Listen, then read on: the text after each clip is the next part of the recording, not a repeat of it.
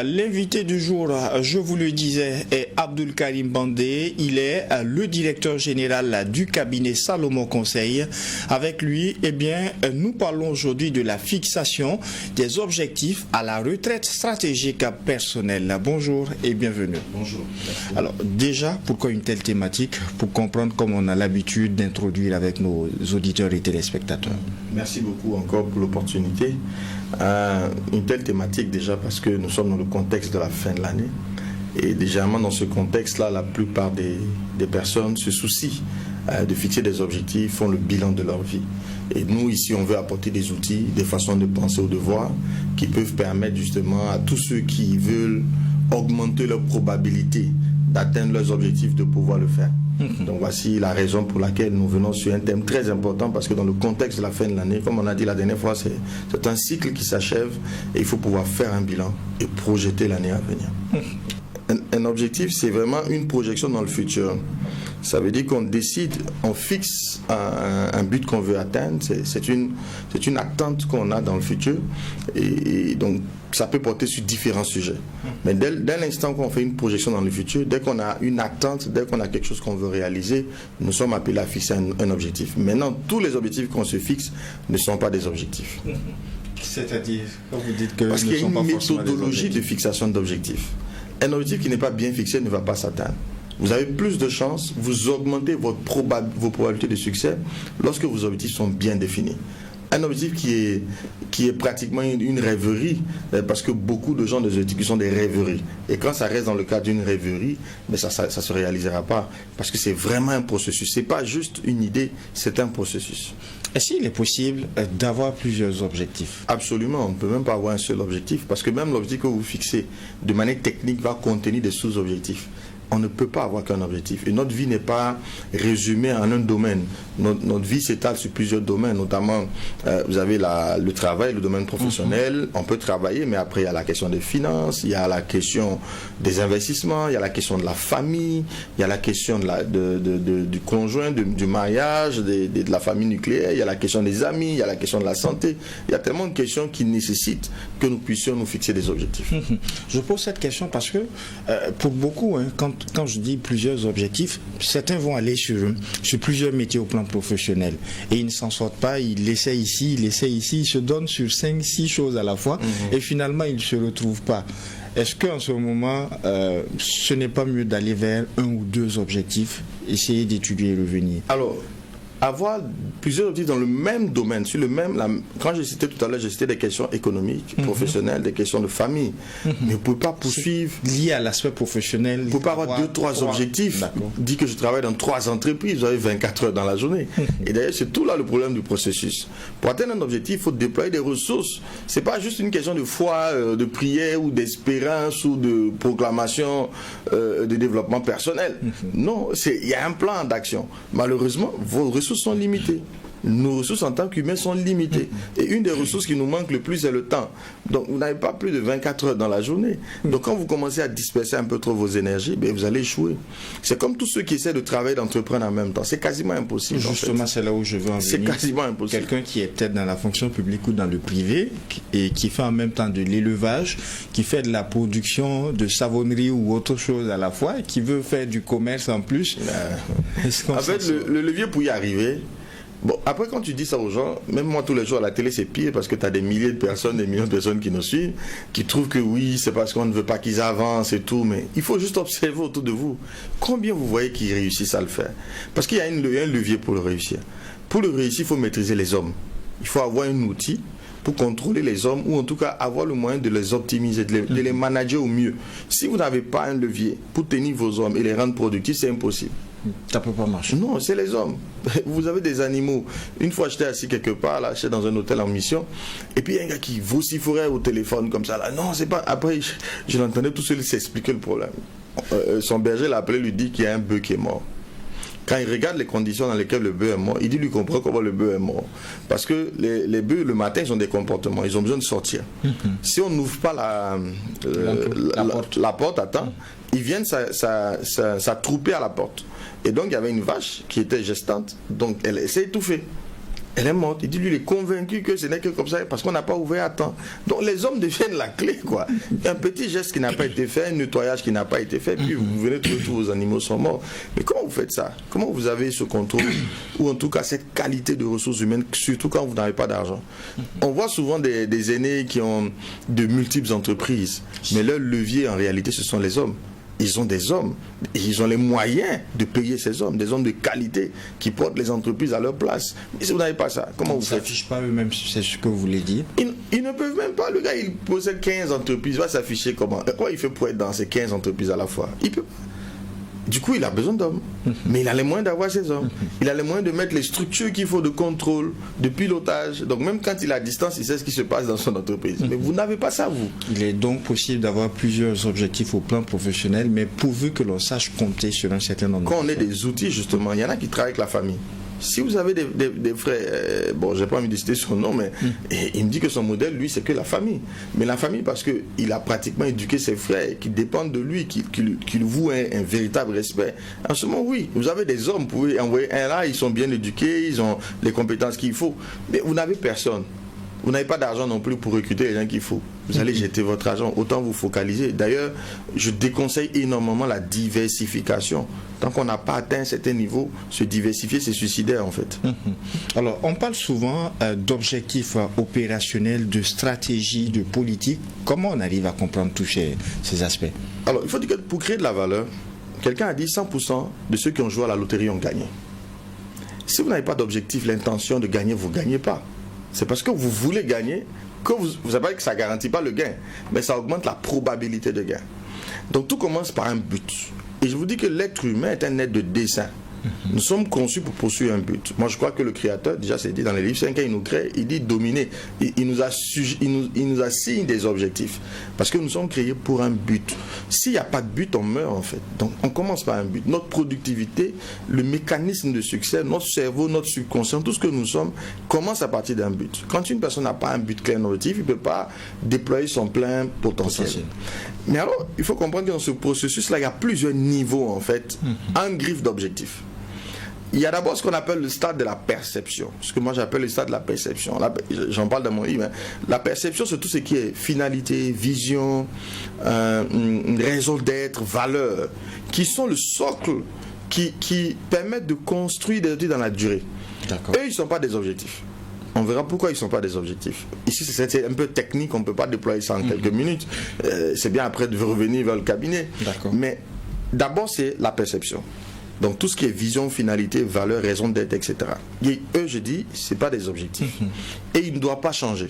Mais avant de vous laisser poursuivre, pour qu'on comprenne cet aspect, quelle est la différence qu'on arrive à faire entre un rêve, un projet, un objectif? Justement, les mots sont très... J'aime pas trop les mots. D'accord. Quand je finis d'expliquer, vous allez voir les différents niveaux. Allons-y. Dans tout ce qui est perception, on va être du domaine du rêve et du projet, tout ce que vous voulez. Mais eux, ils ne sont pas censés être des objectifs. Pourquoi? Parce qu'on ne peut pas les atteindre. Un rêve, une vision ne s'atteint pas. Une finalité ne s'atteint pas. Si vous l'atteignez, ce n'est plus une finalité. Donc le fait que ce n'est pas réalisable, ça devient un but permanent et qui doit nous suivre toute notre vie, qu'on va même léguer à nos héritiers, qu'on va léguer à nos entreprises. Ensuite vient ce qu'on va appeler la conception. La conception, c'est du domaine du long terme. Et eux, c'est des objectifs. Normalement, les bonnes conceptions, c'est au moins sur 20 ans à 50 ans. Ça veut dire qu'un individu doit s'asseoir et définir ce qu'il veut être dans 20 ans.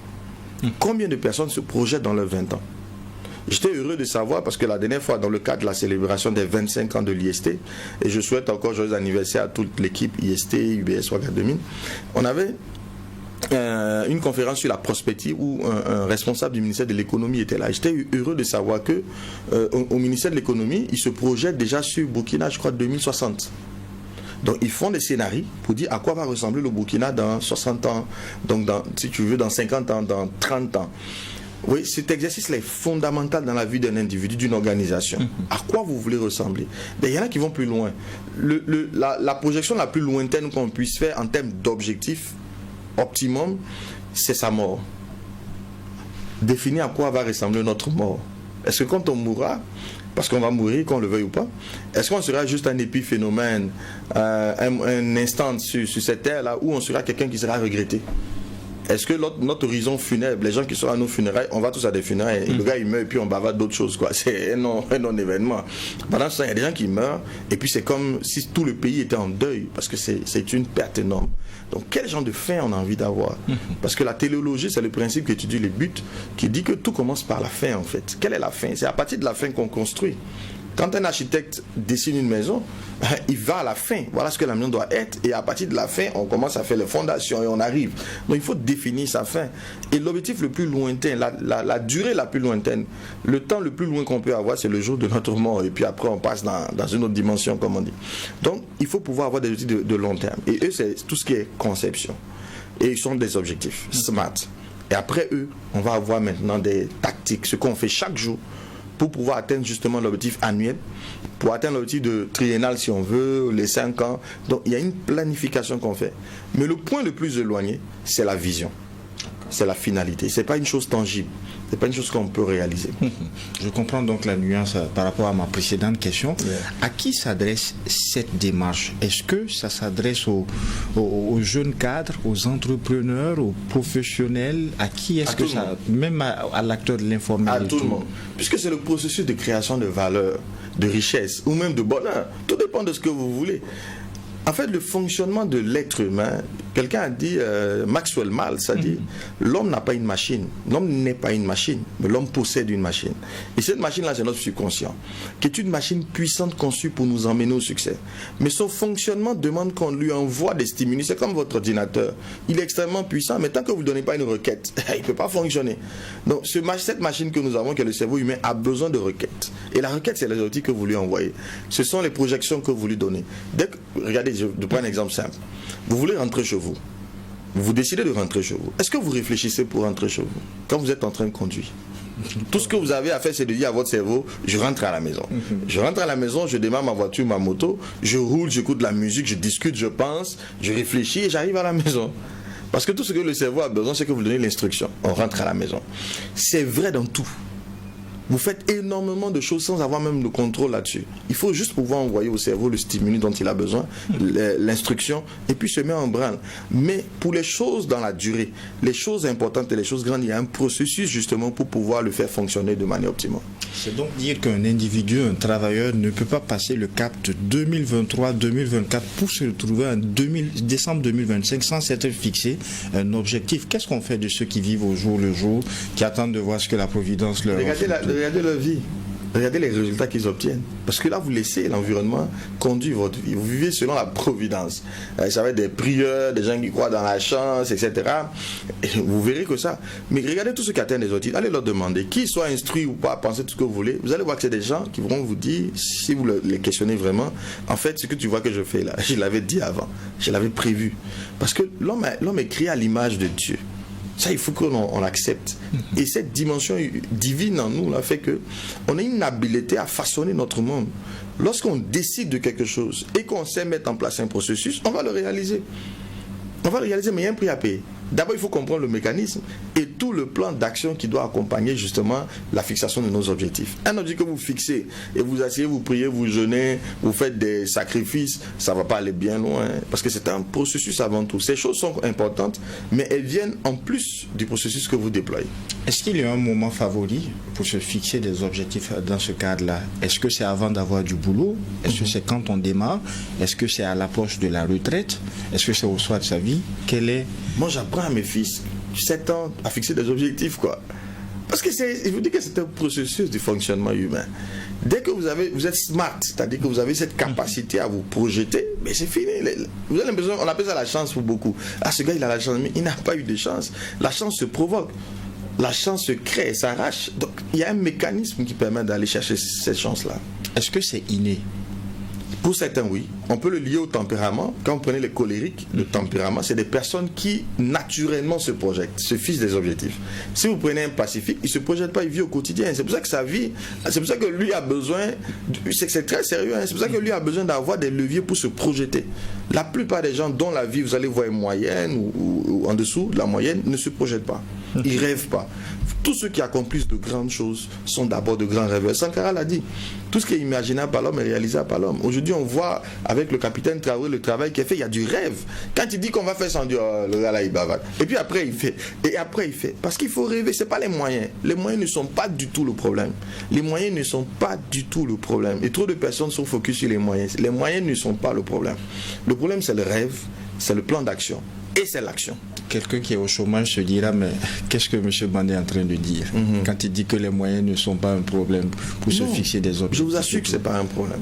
Si l'objectif est bien fixé et que vous payez le prix, mais il y a tellement d'exemples. Combien, peut-être que dans notre génération, dans ceux de 50 ans, on peut trouver des gens qui sont dans l'abondance parce qu'ils ont hérité ou ils ont eu des parents. Mais prenons tous nos aînés, qui les a aidés eux? Qui les a aidés? La plupart des gens que vous voyez, ils ont marché. Kanazoué a marché de son village. Ils ont tous marché, ils n'avaient pas les moyens. Ils étaient même parmi les plus défavorisés. Mais c'est eux qui finissent par s'en sortir. Donc, ce n'est pas une question de moyens. Non, après, c'est votre mindset. Si vous êtes convaincu qu'il faut que X ou Y vous aide, vous vous rendez esclave de l'aide de X ou Y. Et je dis encore, notre pays, et ce qui est en train d'être fait, est la preuve que ce n'est pas une question de moyens. On renonce à l'aide. Et on devient plus rentable. Ce n'est pas une question de moyens. Quand tu es assis et que tu attends qu'on t'aide, mais attends, c'est une prison. Tu vas être un esclave. Non, il faut te lever avec le peu de ressources que tu as et tu commences à agir. C'est dans l'action que le résultat se produit, dans une bonne fixation d'objectifs et dans l'action. Maintenant, ça prend du temps. C'est douloureux, c'est pas agréable. Et ça, ce prix-là, beaucoup ne veulent pas le payer. Prenez les histoires. Moi, j'aime bien écouter les histoires des gens. Allez les écouter. Quand ils disent, oh non, il ment. Ah, c'est pas vrai, il raconte. Non, pourquoi tu crois que c'est faux? Qu'est-ce qu'ils ont tous à vous raconter la même histoire? Je ne parle pas des gens sur les réseaux sociaux qui vendent des films, paillettes et trucs. Non, je ne parle pas de ça. Moi, je parle de vrais entrepreneurs. Allez vers eux. Allez leur poser des questions. Allez au grand marché. Demandez. Vous allez voir que au grand marché, tous les jeunes qui sont là-bas, ils ont des légendes. Hein. Ils ont plein de légendes. Des gens dont ils parlent. Allez vous asseoir avec eux, vous allez voir. Un tel, voilà comment il a commencé. Voilà par quoi il est passé. Voilà le prix qu'il a payé. Et c'est ça qui les nourrit. Et chacun attend son jour, chacun est prêt. Moi, je suis allé en Chine, j'ai vu des jeunes. On a l'impression que le commerçant qu'on voit ici, là, il vit dans l'abondance. C'est pas vrai. Mais si vous allez voir ce qu'ils vivent en Chine, ma foi, c'est pas possible. Mais les gars, c'est des machines. Mais le gars, il peut marcher pendant un mois, quoi. Il dort à peine. Il va faire des villes. Vous n'avez pas idée du prix qu'il paye. Pour ramener quoi? Peut-être qu'il a un budget de 5 millions. Avec 5 millions, il va s'autoriser à aller en Chine. Mais aller faire des recherches, fouiller, trouver des produits. Et puis petit à petit, un jour, il fait venir des conteneurs. Un jour, on dit, mais attends, il a la chance. C'est de quelle chance on parle? Est-ce que tu as vu ses souffrances? Oui. C'est dur. Hein? L'erreur, c'est de penser qu'il n'y aura pas de souffrance associée. C'est pas possible. Comment on arrive à se fixer un bon objectif? Alors, c'est technique. Vraiment, c'est technique. Un objectif doit être smart. Smart veut dire spécifique, mesurable. Là où on a un gros problème, c'est le A. Même ChatGPT vous dit atteignable. Non, c'est pas atteignable. Le A, c'est achievable. Achievable en anglais, c'est dans un seul livre, j'ai lu beaucoup sur la question, c'est dans un seul livre que j'ai eu cette réponse, moi, qui m'a satisfait. Et je suis convaincu que c'est la bonne réponse. Regardez, on dit smart, spécifique, mesurable. Et le A, on le dit atteignable. Et puis on dit le R, réalisable. Il n'y a pas de différence entre atteignable et réalisable. Non, le A, c'est la planification. Et c'est là toute la clé d'ailleurs. Parce qu'il est même au centre, là, le A. C'est la planification. Un objectif qui n'est pas planifié ne sera pas atteint. Ensuite, il est mesurable, bien sûr. Et puis, il doit avoir un délai dans le temps. Des responsabilités associées. Parce qu'un objectif, c'est une responsabilité. Quelqu'un doit porter l'objectif. Et puis, troisièmement, il doit être assertif, positif. Donc, voici un peu le processus. On pourra rentrer dans le détail. Même quand on pense à aller de manière smart, comment arriver à dépasser la fixation du manque de moyens quand on veut se projeter? Le manque de moyens se résume lorsqu'on manque de planification. J'ai pas les moyens. Quelqu'un qui dit je veux un emploi. Ok. On lui demande qu'est-ce que tu sais faire. Il sait tout faire. Ou il sait rien faire. Tu peux pas avoir d'emploi. Ça veut dire que ton objectif là il n'est pas smart. La première étape, ton premier objectif de l'année, peut-être c'est d'apprendre un métier. J'ai besoin d'un an ou de deux pour apprendre un métier. Je vous dis que ça prend du temps. Il ne veut pas apprendre le métier, il veut avoir un emploi. Tu fais ça comment? C'est pas réaliste. On ne va pas te recruter juste pour que tu viennes t'asseoir. On te recrute parce que tu apportes quelque chose. Donc si tu n'as pas de formation, tu n'as pas de capacité, de compétence, comment tu règles ce problème? Il est insolvable ton problème. Donc il n'est pas réaliste. Quelqu'un a un diplôme, et j'en rencontre beaucoup. Il a un diplôme, mais il est incompétent, il n'a pas bien appris. Donc il commence un stage, on le remercie. Il commence, on le remercie parce qu'il ne répond pas aux besoins. Mais au lieu de se dire, attends, j'ai le diplôme, mais je n'ai pas le contenu. Je n'ai pas maîtrisé mes cours. Il faut que je reprenne le temps de maîtriser. Il ne veut pas le faire. Et puis, il veut quand même l'emploi. C'est pas cohérent, c'est de la névrose à la limite. Tu veux une chose et son contraire. Ça ne marchera pas. Donc, en réalité, dans bien des cas, c'est le problème. Ou il ne veut pas commencer petit. Attends, moi j'ai dit aux jeunes, mais attends, moi j'ai fait 2 ans de stage, sinon 3 pratiquement. On me payait 25 000 francs, c'était même pas suffisant en fait. Il fallait que je mette mes ressources. C'est vrai qu'il y en a, comme cette étudiante avec qui j'échangeais hier, qui n'ont pas d'aide du tout. Et là c'est très très compliqué, je suis d'accord. Mais tu as un toit, tu as un repas, tu as 3 repas dans la journée. Et il y a aussi des exemples. Hein. Moi j'ai un de mes collaborateurs qui a payé tout seul sa scolarité. D'accord. Il s'est marié là il n'y a même pas longtemps. Mais il se finance lui-même. Au même moment, il n'a personne pour l'aider. Au même moment, d'autres disent qu'il n'y a pas d'aide, on ne peut rien faire. Non, ce n'est pas vrai en fait. Rapprochez-vous de ces personnes-là qui savent, qui sont autonomes et qui arrivent par eux-mêmes à produire. La quantité de ressources ne compte pas. Lorsqu'on arrive à se fixer un objectif SMART, quelle est l'attitude face à l'échec? Est-ce qu'il faut changer nécessairement le fusil d'épaule? Est-ce qu'il faut nécessairement se fixer de nouveaux objectifs ou est-ce qu'il faut foncer? Peu importe. Quelle est l'attitude à avoir face à l'échec? Un audit qui n'est pas SMART, madame, quand vous parlez de l'attitude, est-ce qu'il faut continuer? Si l'audit n'a pas été réaliste, vous l'avez fixé, il n'est pas réaliste, il faut le redimensionner. Ce n'est pas dit qu'on l'abandonne, mais on le redimensionne. J'avais l'ambition, je me suis dit, quand je sors de l'école, nous nous avait dit ça, si on te promet un salaire de 500 000, il faut refuser. Mon gars, tu sors, tout ce qu'on te propose, c'est 25 000. Est-ce que tu vas dire, non, comme je m'étais promis à ma sortie d'école d'avoir 500 000, tant que je n'ai pas 500 000, je commence pas. Non, je redimensionne. Ah, tiens, la réalité de terrain dit que ce que j'avais comme audit de 500 000 n'est pas réalisable, n'est pas réaliste à la date d'aujourd'hui. Alors je prends les 25 000. Mais c'est parce que je prends les 25 000 que je fais le travail de 25 000. Parce que moi, mon ambition, c'est d'avoir 500 000. Je prends les 25 000, mais je me débrouille pour être le plus productif possible. Parce qu'il faut que je déséquilibre la courbe à ma faveur. Il faut que ce que je donne à mon entreprise soit plus que ce que l'entreprise me donne. C'est ce qui me donne de la valeur. Un bien économique est un bien rare.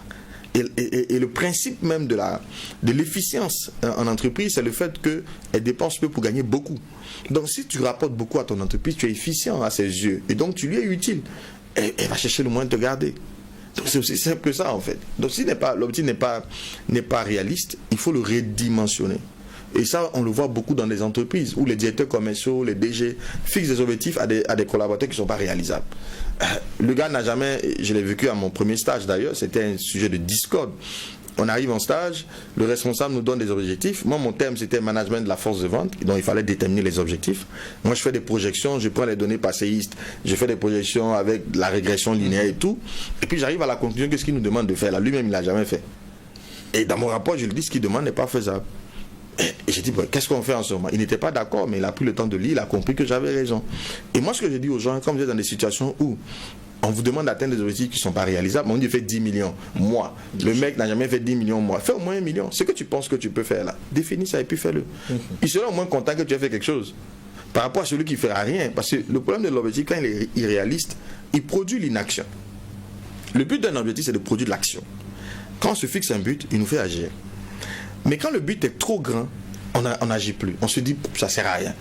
Donc, ne dis pas ça sert à rien. Redéfinis ton objectif en fonction de ce que tu penses pouvoir faire. Parce qu'il y a une autre dimension dans l'objectif, c'est la foi, la confiance en soi. Quand tu atteins un, ta confiance augmente. Tu peux aller à un autre niveau, ainsi de suite. C'est pour ça qu'à l'école, quand il fallait faire les sauts en hauteur, le prof ne venait pas mettre la corde au plus haut. Il commence au plus bas. Tout le monde dit, oh monsieur, ça c'est facile. Tout le monde saute. Et puis donc la confiance des gens monte au fur et à mesure. Ils vont aller plus loin que là où ils seraient allés si on était allé tout de suite en haut. C'est pour ça qu'il faut mettre un plan. Le bon objectif est celui qui ne rencontre pas des difficultés ou est celui qui se forge au rythme des difficultés? Mais s'il n'y avait pas de difficultés, ben je ne sais même pas. Est-ce que c'est possible même qu'il n'y ait pas de difficultés? C'est pas possible. On ne servira à rien donc. En entreprise, c'est parce qu'il y a des problèmes qu'on vous paye. Si toutes les choses se faisaient d'elles-mêmes, pourquoi on prendrait quelqu'un là? Ça n'a pas de sens. La difficulté fait partie du game. On ne peut pas l'éliminer. D'ailleurs, notre rôle, c'est de l'optimiser. On est formé pour régler des problèmes. Travailler, c'est résoudre des problèmes. Vous savez que Dieu, le travail a été maudit. Hein. Il a dit que tu gagneras ton pain à la sueur de ton front. Les gars, Dieu ne blague pas. Hein. Quand Dieu dit quelque chose, c'est vrai. Et travailler, gagner de l'argent, atteindre un but, c'est difficile. C'est à la sueur du front. Oui, il y a des contraintes, et des contraintes auxquelles on ne s'attend même pas du tout. Mais c'est ce qui fait la beauté de l'action. Quand on atteint ce résultat, on est fier d'avoir relevé des défis. Non, les défis ne sont en rien le problème. Non. Ils font partie du jeu. Abdoul Karim Bandé, lorsqu'on se retrouve à l'avant-dernière semaine de l'année, quel peut être le mot de fin par rapport à l'auditeur ou le téléspectateur qui s'était fixé des objectifs et qui vous écoute en ce moment? Pour moi, il faut vraiment aller étudier ce mot, la SMART. Vraiment prendre le temps, dans chaque domaine de votre vie, d'avoir un objectif spécifique, de vous assurer qu'il est mesurable, c'est-à-dire un indicateur de performance. Je veux gagner de l'argent, ça ne veut rien dire. C'est pas spécifique. Je veux gagner combien? Et mesurable, donc, je veux gagner 1 million. Je veux gagner 500 000, je veux gagner 200 000. Il est mesurable. Il faut qu'il y ait un plan. Les 200 000 là, tu vas les gagner comment? Qu'est-ce que tu vas faire pour les gagner? C'est quoi ton plan d'action? Et ton plan d'action, il faut tenir compte qu'il y a une concurrence. Tu n'es pas seul. Il y a d'autres personnes. En quoi ton plan sera meilleur que celui des autres? En quoi ton plan va apporter de la plus-value? Il faut un plan d'action. Et quand tu ne sais pas faire, va voir les gens qui ont fait ce que tu veux faire. Ils ont fait un plan pour arriver là. Si tu rencontres 3-4 personnes qui te disent voilà comment on a fait, voilà comment on a fait, tu vas voir qu'il y a des liens qui se dégagent dans leur plan d'action. Mets ton plan d'action. Donc il faut un plan. Vous n'atteignez rien sans plan d'action. C'est pas possible. Il faut un plan d'action.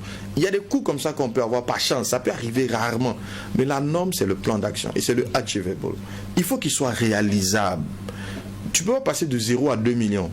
C'est pas réalisable. Certains vendent ce rêve à travers des bouquins, à travers les réseaux sociaux. C'est faux. Je disais quelqu'un hier qui me dit, quelqu'un lui parlait d'une solution de marketing, réseau de placement et tout. Lui, il a pris ça, il a mis ça dans ChatGPT. Il a pris ce que la personne lui a envoyé, il a tout copié. Ah, si tu investis comme ça, tu vas gagner temps. Il a mis dans ChatGPT. Qu'est-ce que tu as pas ChatGPT? ChatGPT lui a dit que c'est extrêmement risqué, que la probabilité de perdre son argent là, c'est même moins de 2. Que lui conseille de... Il a envoyé ça à la personne s'est fâchée. Mais ça n'existe pas, l'argent facile. Un coup du miracle, ça n'existe pas. Il faut s'assurer que ce qu'on veut atteindre, comme je dis, il est réalisable. Et puis enfin, il faut un délai. Tout ce que vous faites, il faut un délai. Dans combien de temps vous voulez atteindre? Parce que la ressource que vous avez le plus, c'est le temps. Le temps, s'asseoir avec son temps, c'est un crime. On va vous demander ça un jour. Qu'as-tu fait du temps que je t'ai donné? C'est un crime. Ce temps, il faut l'investir. Au lieu de t'asseoir, commence. Commence à faire, même si ce n'est pas payé, fais quelque chose. C'est dans l'action, justement, que je dis que les résultats vont venir. C'est pas en s'asseyant, c'est impossible. En tout cas, beaucoup de choses à dire. Il faut qu'on revienne sur le sujet prochainement. Il n'y a pas de problème. En tout cas, merci à vous, Abdoul Karim Bandé. Je rappelle que vous êtes le directeur général du cabinet Salomon Conseil. Merci pour cette consécration tous les lundis d'être avec nous. Merci. Merci à vous, auditeurs et téléspectateurs. Ainsi se referme ce premier numéro du DEJ Matinal Info pour cette semaine. Et en attendant, Dieu voulant de vous retrouver demain pour un autre numéro, non seulement portez-vous bien, mais aussi et surtout que Dieu bénisse à le Burkina. Au revoir.